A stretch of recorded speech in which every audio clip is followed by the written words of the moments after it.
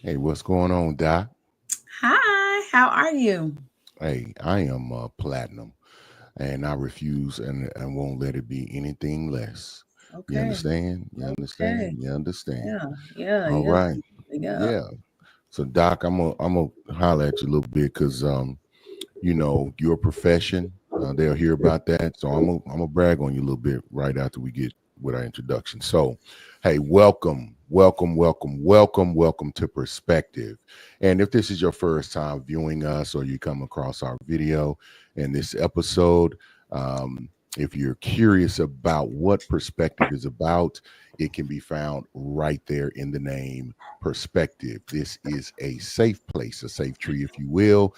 It is a place that we can come and have adult, mature conversation about a myriad of different topics and subjects. We usually keep it around mental health and just the overall well being of everybody. So, this is a place where you can come share your opinions, your perspective, your ideals, your lived experiences without getting too much pushback, because what we really find out that when we do have our own points of position of thought, lived experiences, opinions, and whatnot with other individuals, they might not always align.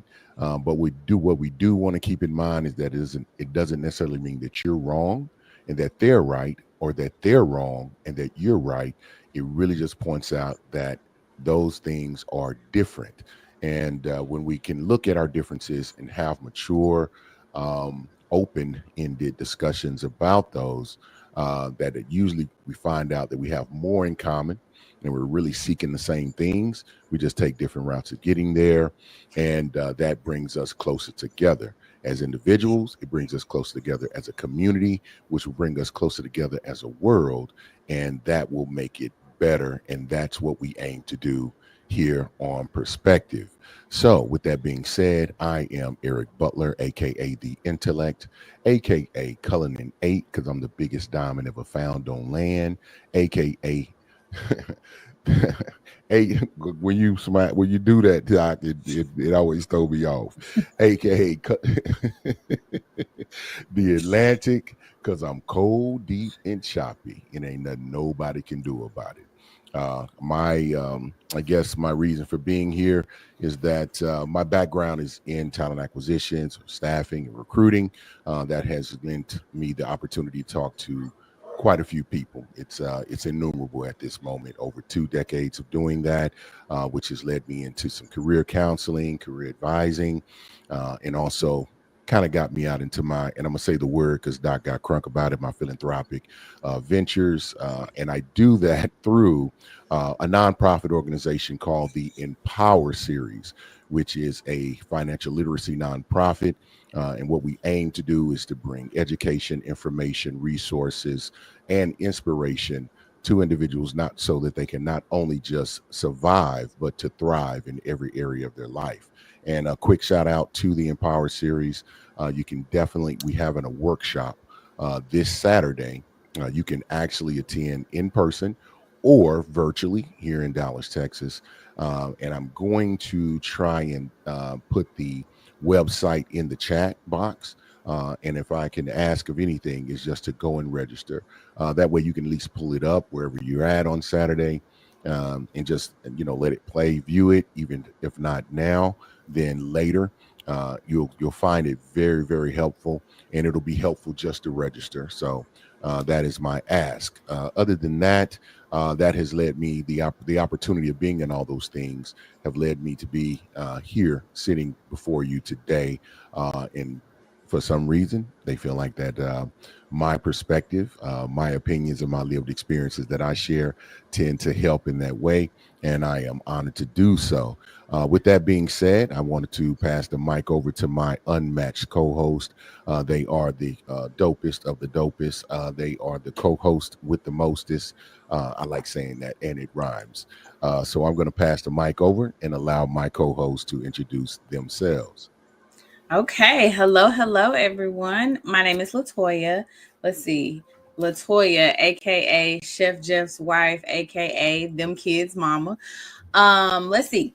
I'm a licensed professional counselor. I'm an author. I also have an audio only podcast called Say More About That. It is everywhere where you listen to podcasts. It's on Spotify, Apple, Podbean, wherever you want to listen. It is there. Check it out. It's just me talking about mental health stuff. I talk about boundaries and wellness. And this week's episode was about post-election self-care because I feel like such It a is a timely thing to discuss. And yes, it if you look is. like me and you have decided to take a resting stance, then you'll find this quite helpful.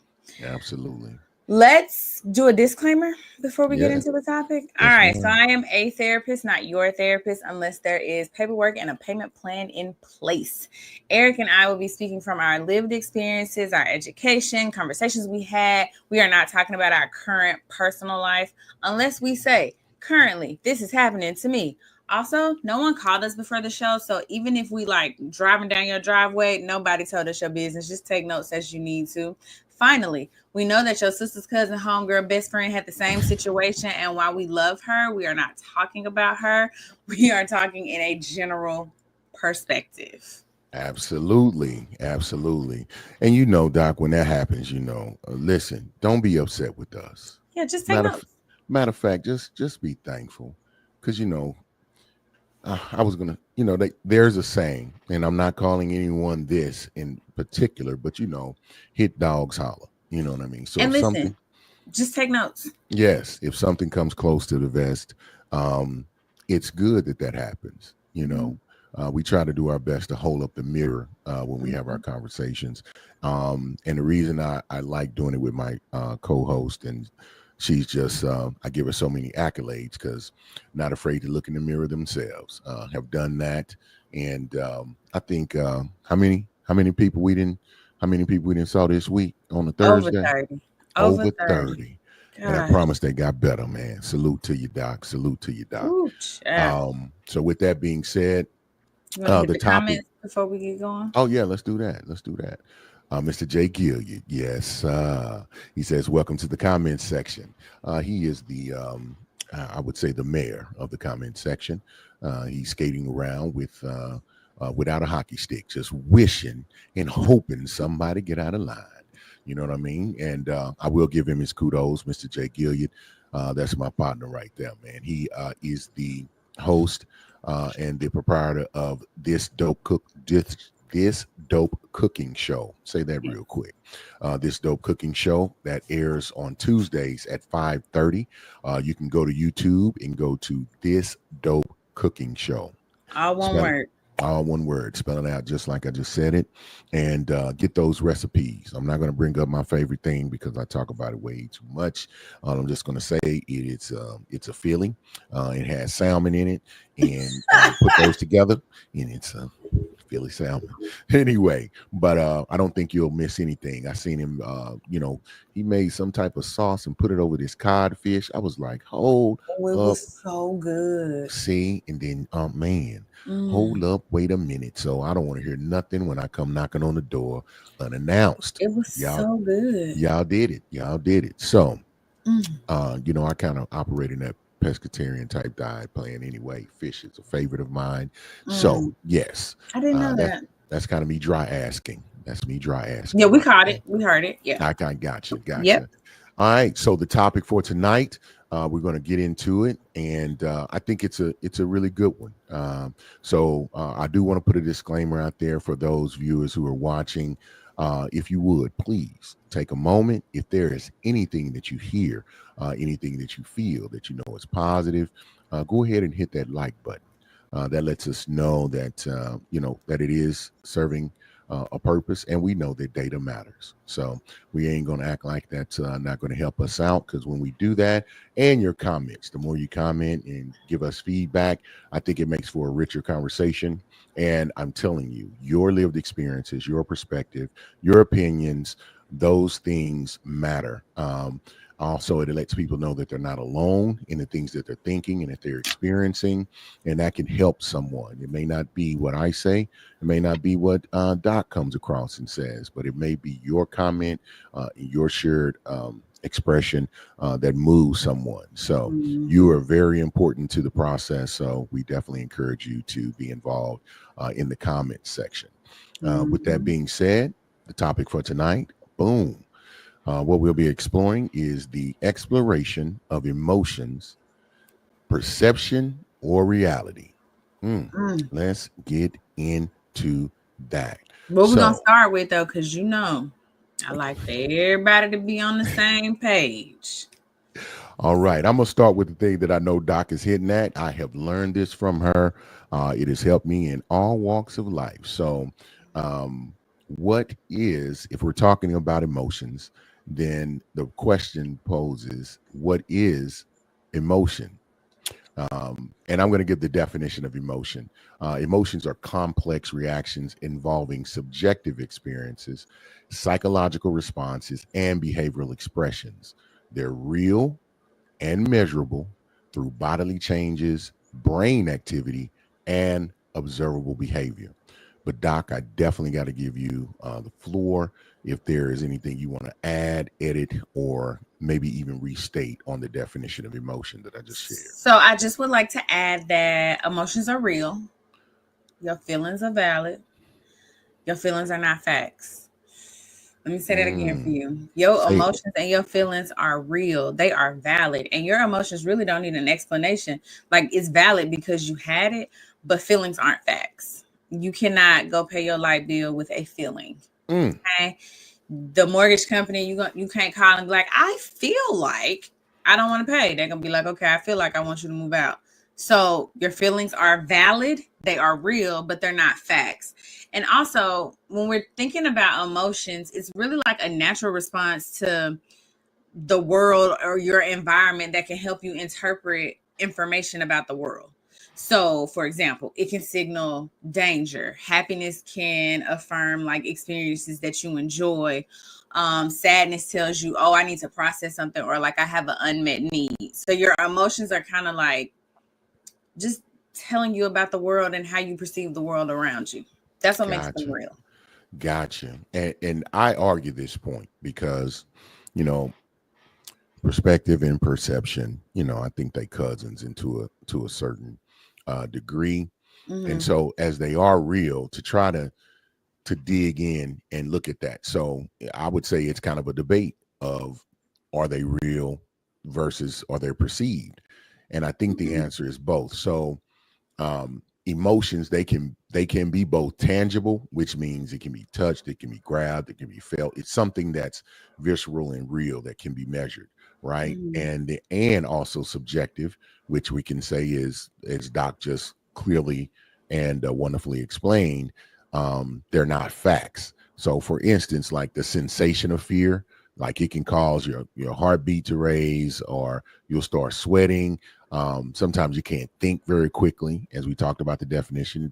It impacts bodily changes, brain activity, and other types of behaviors when you experience it. And so those are the tangible elements of emotions. While the subjective element of emotions, like when you're feeling fear, the feeling of fear, it can vary from person to person, and so Hmm. that's perceptive. So you can perceive that. I've heard this definition when it comes to use fear as far as that emotion, because I think that's a main one that we deal with in our society. It's facts.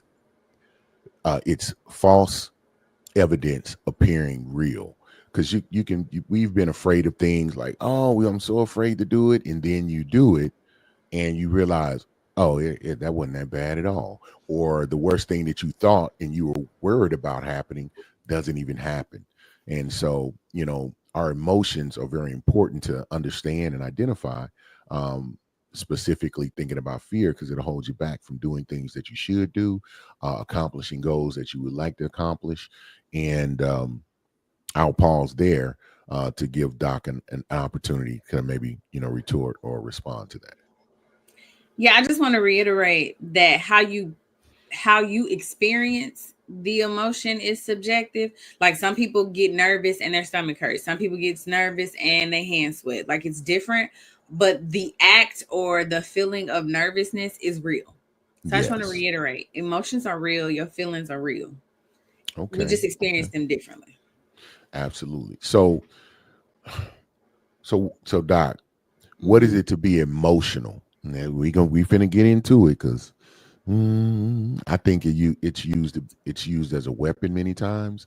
Hmm. So, what is it to be emotional?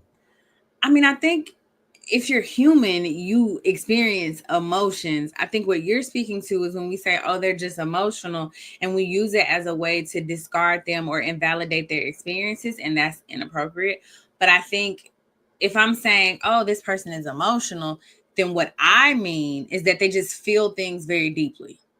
Yeah, that and I Things think that, yeah. and it's apparent, like others can see it. So I'm a person, like when I get upset, everybody know.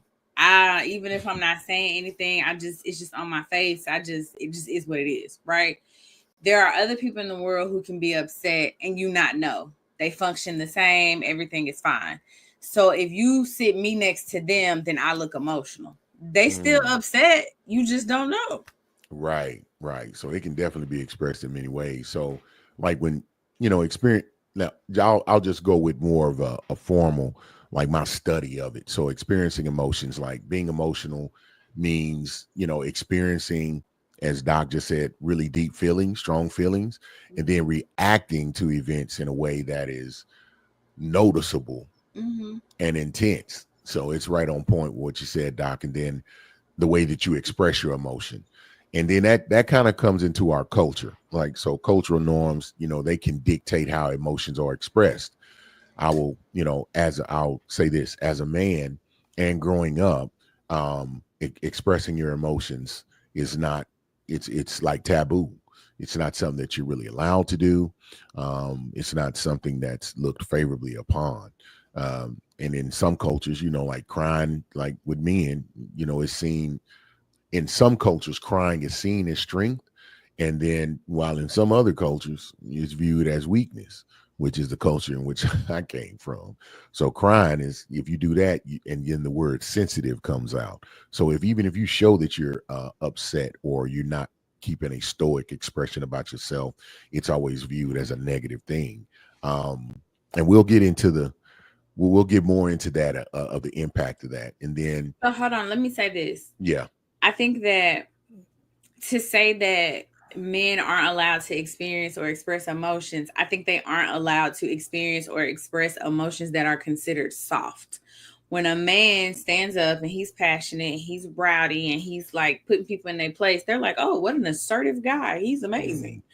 If a man is happy or in love, like that's cool. Maybe not so much on love, because then the simp word gets thrown around, which I don't boom. really understand. But specifically a soft emotion like sadness, I think that's the emotion you're saying men aren't allowed to express, because nobody Right. is ever checking the man for being assertive or aggressive or passionate or even angry. And I also tell people the reason why we can so readily say I'm mad is because mad is more acceptable than sad, hurt, embarrassed, jealous. Those are considered soft emotions, and there's like a negative connotation that goes along with them. So instead of feeling those, everybody's like, "Oh, I'm mad." But anger is a secondary emotion. There's always Say something it, before Doc. Say the. it. I was There's just gonna always, ask. Yeah. yeah, like anger is a secondary emotion. There's always something before the anger. We have just been trained and conditioned to not acknowledge the initial emotion. Because you can't express to be that I'm jealous of someone, or I'm Right. envious of someone, or that I'm sad. Because sad is equated with softness. Like, Mm-hmm. man, that hurt my feelings. And Better not say so that.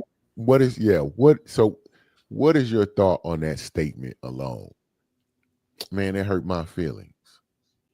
I love it. Like, be honest. That hurt your feelings? Tell me more about that. I'm always gonna be like, say more about that. What happened? What they Now do? I'm gonna tell you, probably about a decade ago. It may even be a little bit longer. I've done my work. I've went and seen a Latoya the therapist.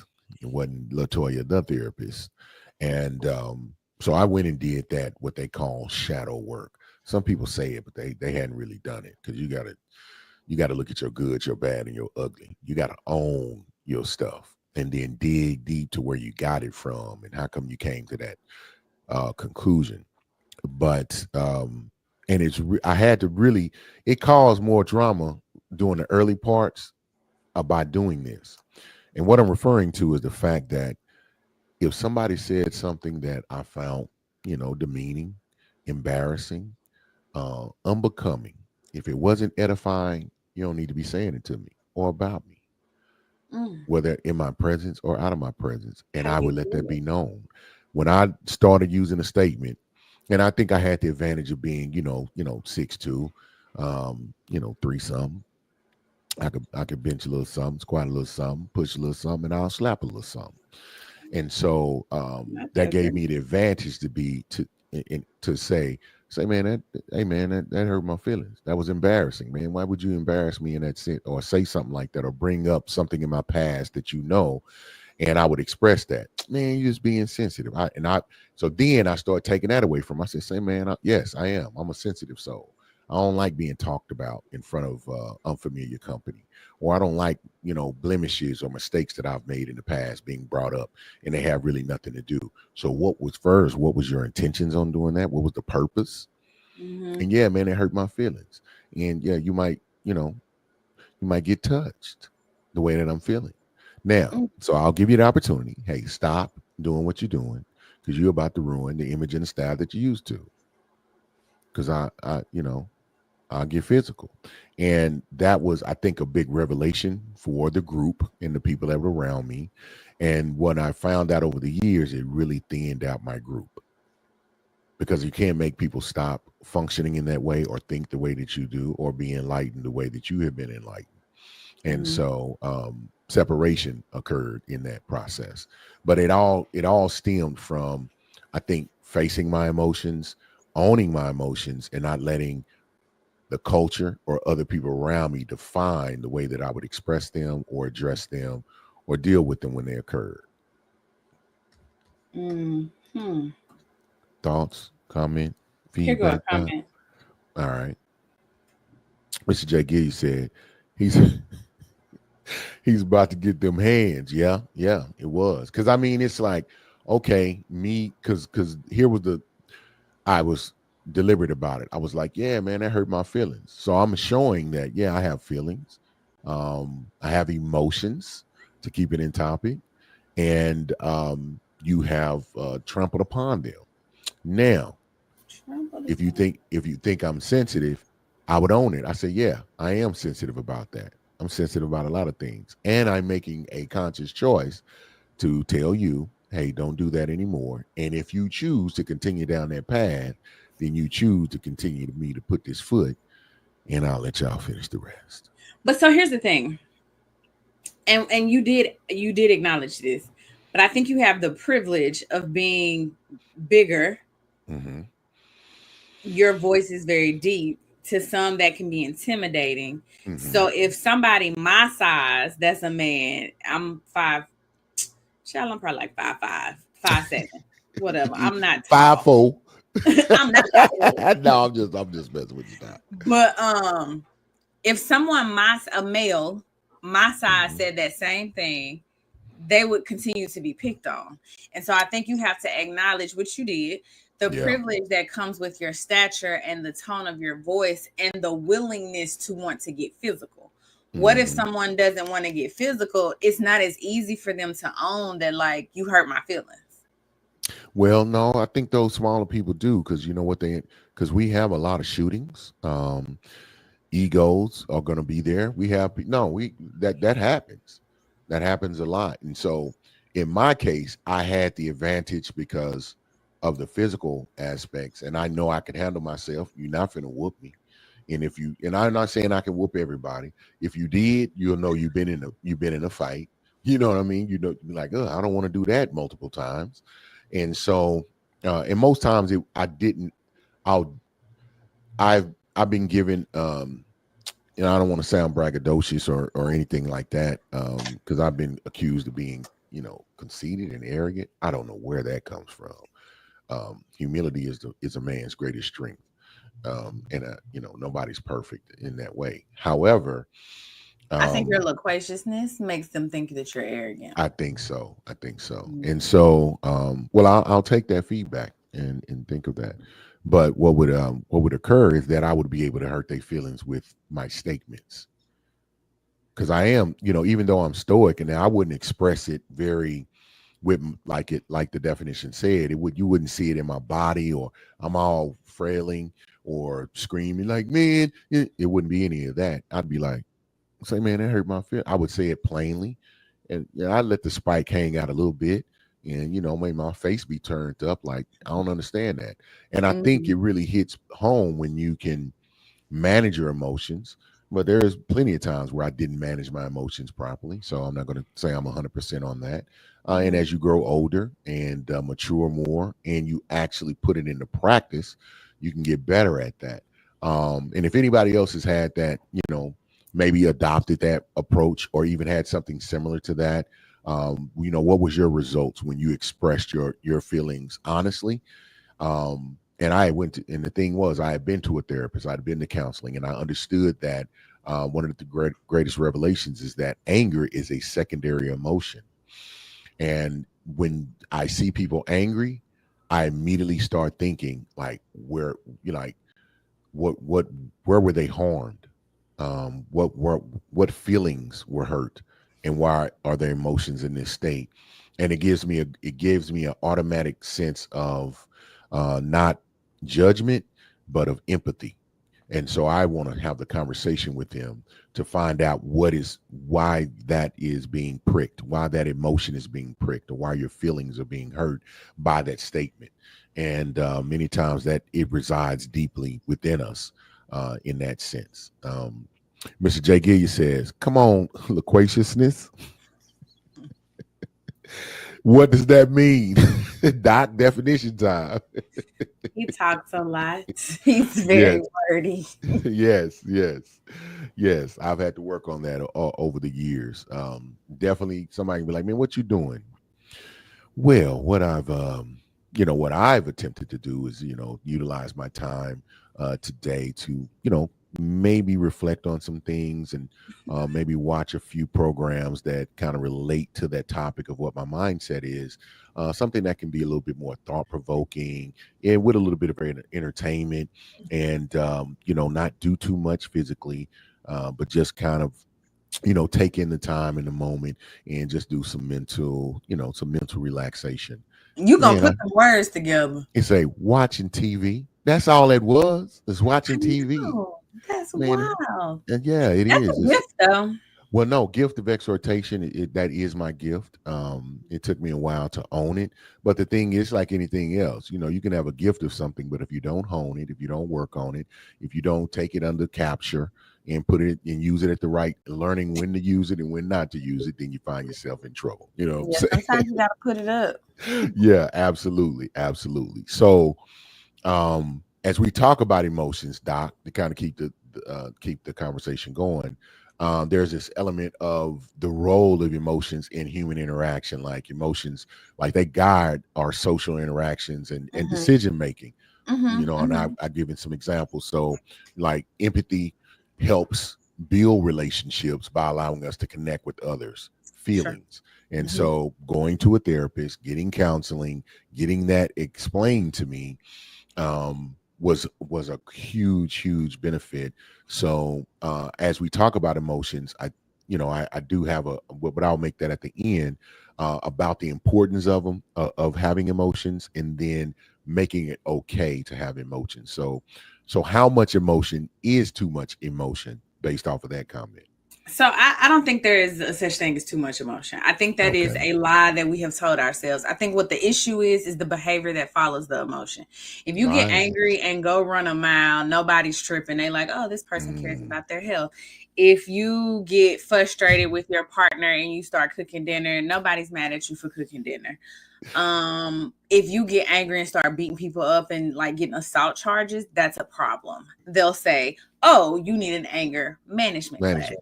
It's never the emotion, it's always the behavior. But the behavior is either accepted or frowned upon based on the society that you live in, right? So if we were Yes. in Sparta back in the day and we got angry and started fighting, nobody would care because that's what they did. Like they were warriors, it was cool.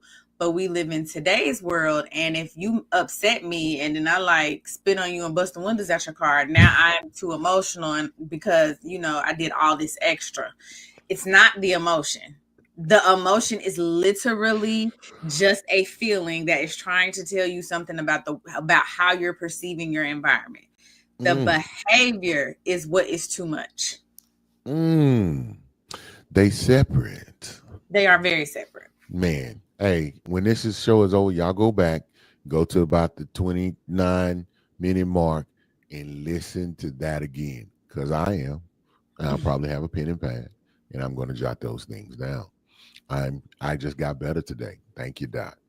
Thank Every you, Doc. Um, so there is not too much emotion, but there can be too much behavior, expression of emotion. expression of emotion. So balance is key. One of my favorite words, TBR. Y'all see it behind me. That truth, that balance, and that reality. So healthy emotion expression is crucial. Is what Doc just said. But it is important to avoid being overwhelmed by emotions, because when you're experiencing sadness, that's normal. Being sad Mm-hmm. is normal. Mm-hmm. Okay, but constant sadness might indicate something else. Starts with a D, ends with an N. I don't even like saying the word. Depression. There you go. So keeping mindful of that. It's okay to be sad, but I would say it in a short, to say it in short, too much of anything can really cause a problem. So I you agree. want to make sure that you're with someone who can help you balance those things, get better control of them, i.e., Latoya, the therapist, is an example. The impact of being overwhelmed, Doc commented on that. So when emotions are too intense, they Mm-hmm. can hinder your daily functions. They can, like anxiety. If you're too anxious, it can prevent you from performing well at work or at school. I can speak to that and say that is absolute 100% correct statement. Um, I've experienced it in both environments.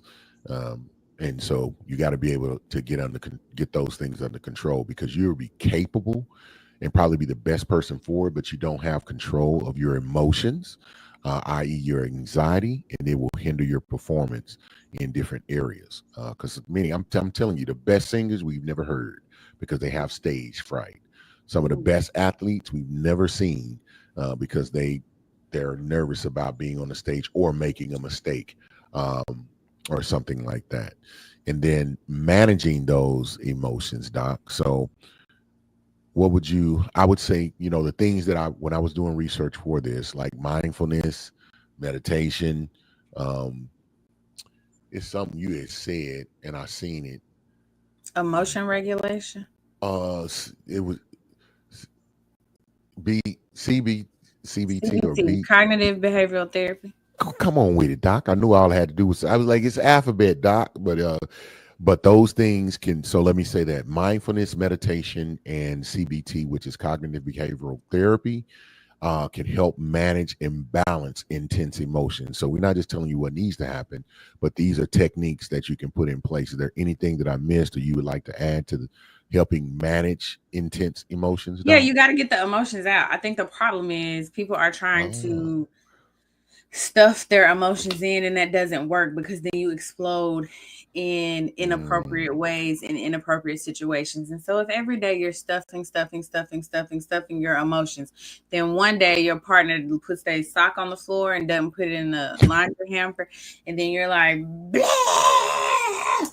And they like, "Ooh, it was a sock. Are you okay?" Yeah. And you the crazy person, And but you're not that, even mad about the sock. You're mad about everything else that you have stuffed down. So I think it's important that you get your emotions out. How do you do that? So you can journal, you can call a friend, you can go see that lady, you can use the voice notes on your phone and just talk it out.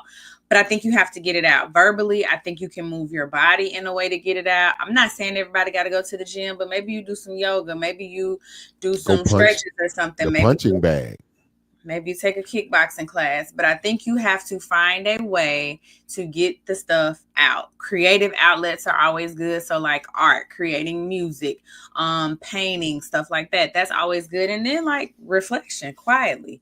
Meditating to yourself. I think all of those things are helpful. You just have to find the thing that works for you. So if I'm saying, oh, well, go to the gym, that'll make you feel better.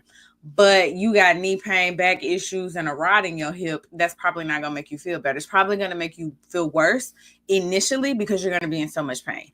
So finding the outlet that works for you is important because it's not necessarily a one size fits all. I was just about to ask you, Doc, like how does a person learn to cope if they can never express emotion? But you so cold with it, you was like, let me answer the question that hasn't even been asked because I already know the answer. So, like the consequences of suppressing, you talked about it can lead to mental health issues.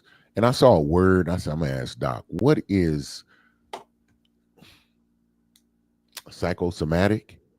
What is that? It's where Psychosomatic you illness? have where there's no cause, but you have physical issues. So like you have unexplained stomach pain, no food Mm, poisoning, no gastrointestinal, none of that, mm, but your stomach hurts mm. because you So, got anxiety or something. because you have it, okay, anxiety, okay, yeah, like okay, I think that people see it on a light scale, like you said, the sweaty palms, or like you're having a physiological response Hmm. to a tangible response to a subjective element, but Hmm.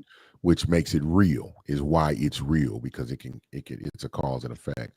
And then you talked about the coping mechanisms. I really liked you mentioned journaling, um, art, physical activities. You hit all of them. They help you release the emotions in a healthy way, like Doc said. Not when you go off because somebody left a sock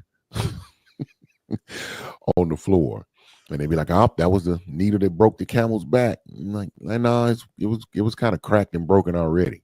The sock ain't really got nothing to do with it. So Right. that always ties back to the C word, communication, and I think that helps. I don't think you can get away.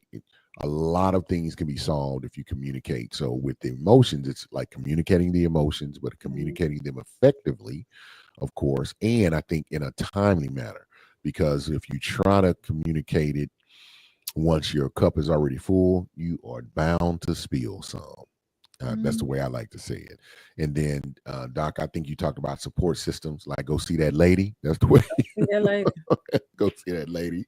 Like Mhm. having trusted friends, family members, or the T word, therapist to talk to, and that can help provide that outlet. That's a key thing. You have to have an outlet for your emotions, um, to release them, and someone around you that can support you. Because you may try, it's almost like I think when you first start riding the bike, you got to have somebody around you. If you don't have them training wheels, even when you got the training wheels to help you get started till you get comfortable with managing your emotions, keeping them at bay, and that's a very very important element, and I think perspective to have, and a process to put in place. So I don't know. This one right here may take us a minute, Doc. It don't take you long because you got it down. For the rest of us, we're gonna have you break it down in good detail, and just so that we have it well. So I'm gonna ask this. So when we tell our children to stop showing emotion, are we helping them or are we harming them? Harming. And so Here's what's why. the so what's the impact on child development? Here's why. How can you practice? How can you learn something if you are not given a safe place to practice? When you first learned how to drive, whether you went to driver's ed or whether you sat in somebody's lap and did the steering wheel, or whether, however you learned, the environment was controlled. Hopefully, nobody put you on the interstate and said, go. Hopefully, you hit the streets first, right? How do you master something you are not given space to practice? You can't. So if you telling a child, shut up, don't cry, blah, blah, all this what we be saying, especially in our community, you are creating adults who then come and talk to me and be like, I don't know how to express my emotions. I just be beating people up. Right. And say so because when you're telling your children to suppress their emotions, this stunts their emotional Emotional development. intelligence. Yes. Got Because you. how do they learn how to cope? So they Yeah. go, they become an adult, they go to work, and then their boss says something, and they like do I fight or do I just shut up or what I'm supposed to do? And then those people typically experience their emotions physically. So there are people in the world who can't name their emotion, but they recognize something's going on in my body. And My this body is causes in fight or flight.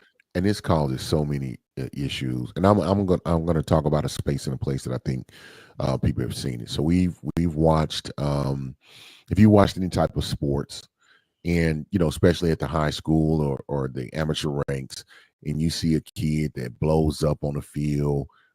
Yeah, somebody may have hit him late, somebody did something that was outside of the rules, but they cannot manage themselves and then end up getting kicked out the game or getting a penalty, and the team suffers for that because they get a penalty and then they lose 15 yards, lose a first down, whatever the case may be.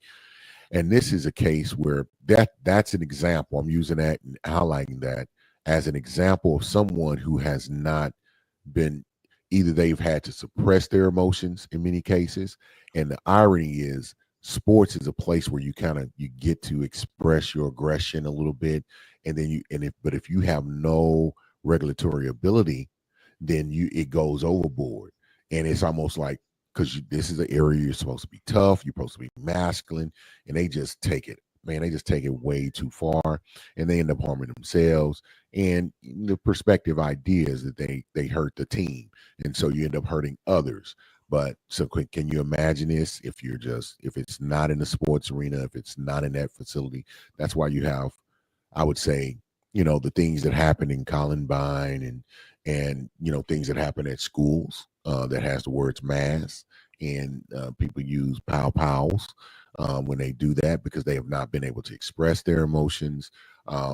They have not been able to Well, have an out. hold on, Yeah, go hold ahead. on. Okay, go ahead. Them kids was expressing their emotions. It was falling on deaf Oh, ears. Some of talk these about it, children Doc. have been expressing their emotions and it falls on deaf ears.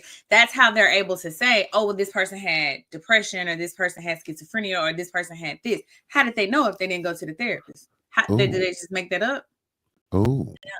I mean, maybe they could have. This is America. Anything's possible. But how do you know that this child has been struggling with something if they didn't go talk to somebody? So I don't think, and while I do think a lot of it is emotion regulation, because yes, you should know what to do when you're being bullied and you should know blah, blah, blah. But if you've been bullying me my entire life and today I had enough, I Today mean, I had enough. and Yeah. I'm never condoning violence. And please don't nobody ever try to take this clip and be like, she said, because violence is terrible, it's No, trash. we're I just have no, we're school just age showing no, we're children. showing the Don't results do that. of not properly addressing it as we've Mhm. covered Yeah, earlier I in the don't think show. that's always an emotion regulation issue, though. I think that is a Okay. systematic issue. There are so many moving parts when you're looking at the mass pow pow situation. So I don't think it's just emotion regulation. A systemic issue as It is well. very much Yeah. a I systemic mean issue. I think that, that's definitely a cross section, and it comes because you can talk about bullying and effects that have on individuals because you can go nowhere without your emotions. Your emotions are a very um, intimate and integral part of your whole makeup and whole being, and being able to regulate them, understand them, and get assistance and support with them is Mhm. vital. I think we have a natural construct that's supposed to help that. You have a mom, dad, they have different aspects that they can bring, and if they're healthy and they've had good emotional regulatory experiences and been well, then you see the outcomes and you see the positive fruit that'll bear in that situation. And when they have not, we see the fruit that is bared in that circumstance as well. So as we have this conversation, I think it's worth noting and talking about. That's why I think it's one of the most important and poignant conversations that you and I have had on the show. And so the impact on child development, just to kind of consolidate, is like telling children to suppress their emotions can hinder their emotional development. And I think you said it differently. Is that where that word arrested development comes from, Doc? Or, Yeah. or regulatory development and their ability to understand and manage their feelings. And so You helping them. can't understand what you Mm, can't express. Can't You can't understand. understand what What someone you is telling can't you to stop, explain. don't do that, because that Mm. teaches you that these emotions are bad or that you need to hide them or that they're not okay. And so you can't ever understand it if you don't know why it's happening, what's going on, what are my tears saying to me, and there's no space for that. Doc, I think counseling needs to be like mandatory. I think social skills training and psychoeducation in schools should be mandatory, yes. Should be mandatory. But well, I got sad real quick. I was like, because we definitely not going to get that now.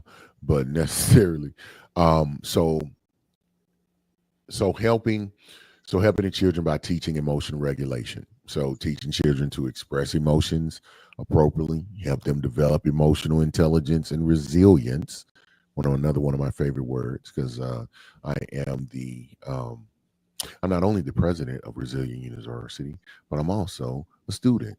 And so, for example, encouraging a child to talk about their anger can help them learn to manage it.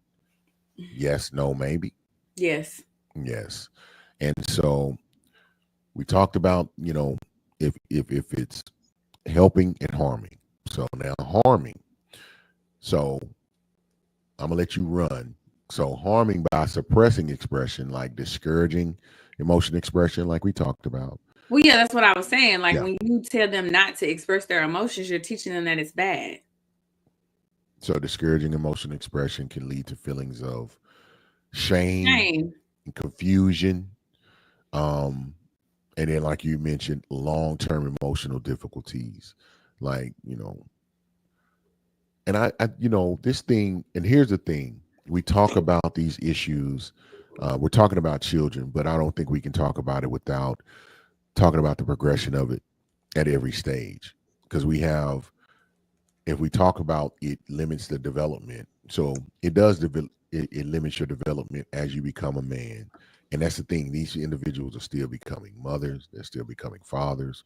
They're still becoming teachers, lawyers, judges, medical professionals, the whole nine.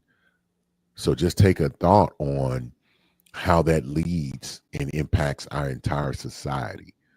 That's how important the conversation is. And like you said, it should be taught in schools, but we know it's not.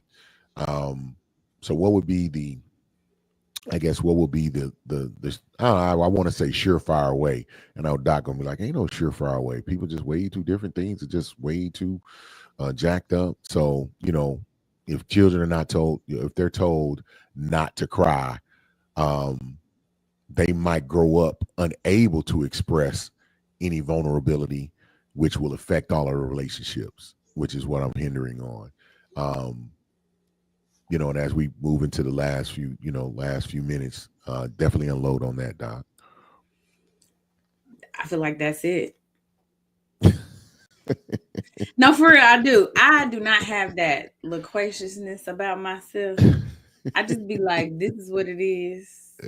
So let's see. When you teach a child that it is not okay to cry or it is not okay to express emotion, you are teaching a child that their emotions are bad. If a child grows up thinking that their emotions are bad, they are going to lack emotional intelligence and they are going to Mm, struggle to communicate and relate to others. So then they will be adults looking at people like, you crying? What's the matter? Why are you crying? Like, what's happening? And then the mm, other person is like, oh, you being funny. They not being funny. They just don't understand that you are so freely expressing your emotions. So now there's conflict in the relationship. So when you do not allow a person to express their emotions, you are stifling their future relationships and you are stifling how they will interact in the world at large in the future. I think yeah, 100%. You talking about that was all of it. You was very loquacious on that one, and you brought some I other had to work points. on that. I had to You like had work on that. I've been working I all for some day. reason I I don't ain't know worked that hard. for some reason I just don't think so. I just don't think so. So what is other than going to Latoya the therapist, and we talked about how to express it, but how can you come back from this? And this will be like the final. We'll wrap Yeah, it I up, think but you go like see the how do you? lady. and you Okay. do psychoeducation. And I have a feelings wheel, and depending on the age of the client, depending on what feelings wheel I will send them. And so you're going to track your feelings. You're going to write mad first because that's what you feel, but then you're going to look at this feelings wheel that I'm giving you or showing on my screen or have Mm. emailed to you or whatever, and you're going to tell me what you really feel because this is a safe place.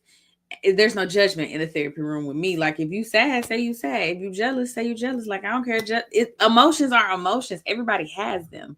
People will try to stunt you out like they've never been. Oh, I've never been jealous. You're lying.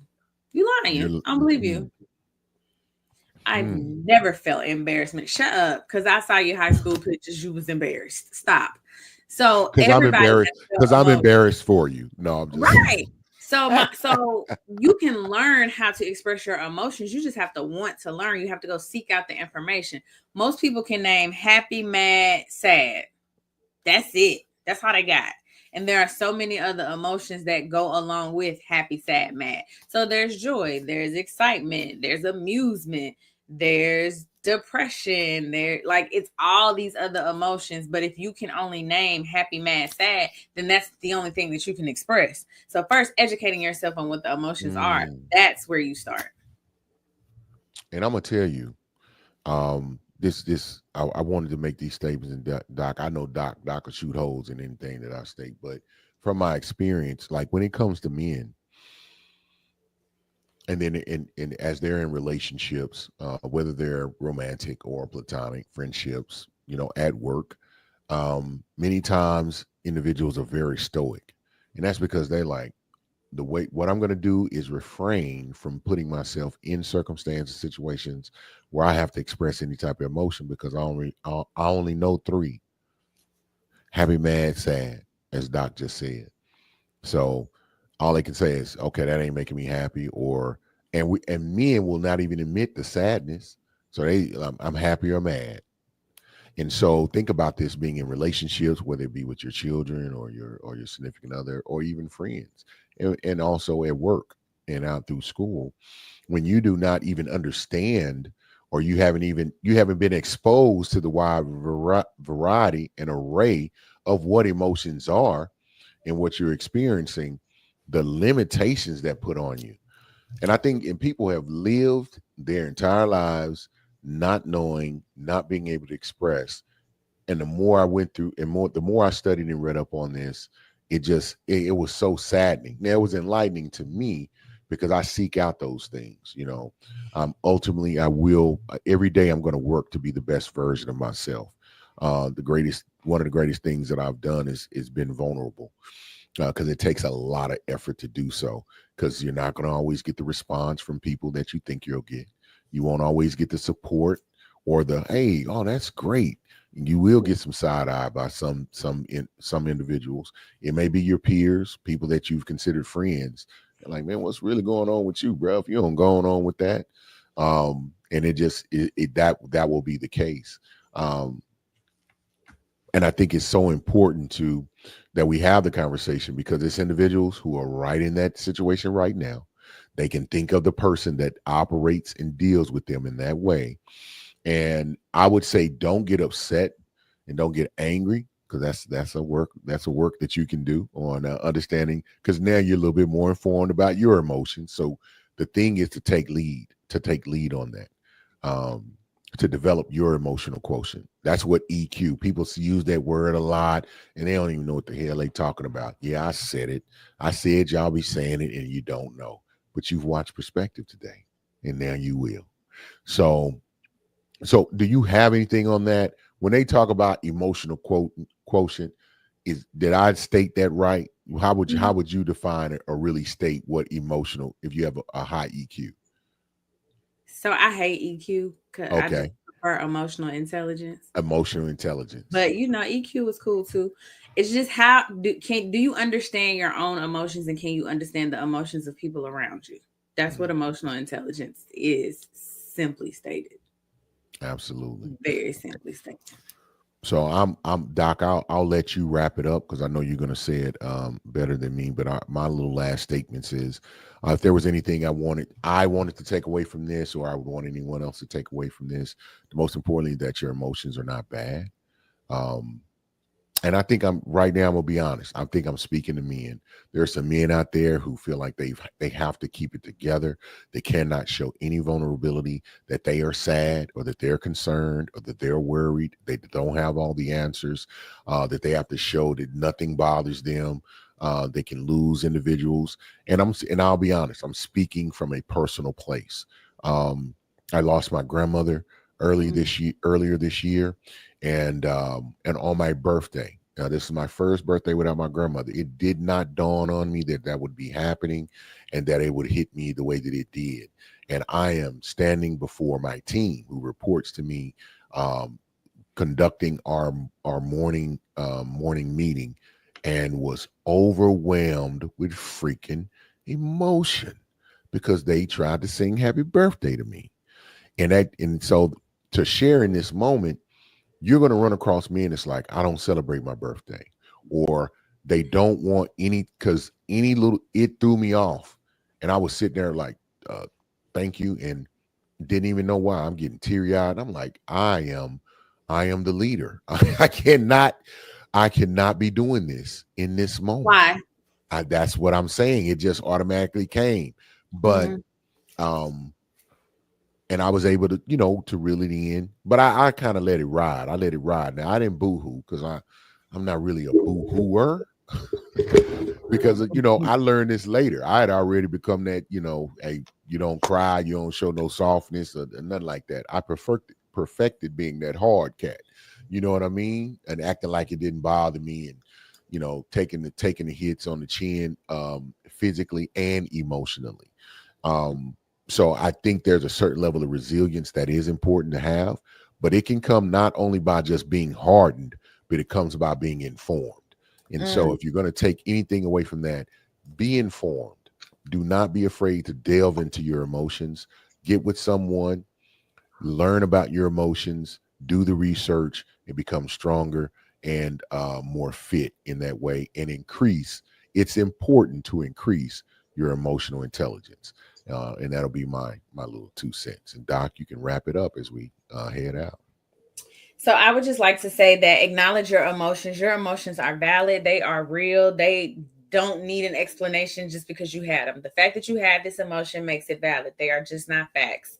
Emotions are not good. They're not good or bad. It's the behavior that follows that gets you in trouble or not. So make Mm, sure that you are, instead of working so hard to stuff your emotions, work hard to ensure that the behaviors that you exhibit as a result of these emotions are aligned with your values. That's what I would say. And if you are still here, we definitely appreciate you for being here. yes, Please feel free to like, comment, subscribe, share, tell a friend to tell a different friend to tell another friend, not the friend from last week, but a different friend, that you love the show and we are here. And we'll see you next week. absolutely. Hey, thank you all. Hey, y'all be well. Y'all be wonderful. And stay platinum. All right. Bye bye.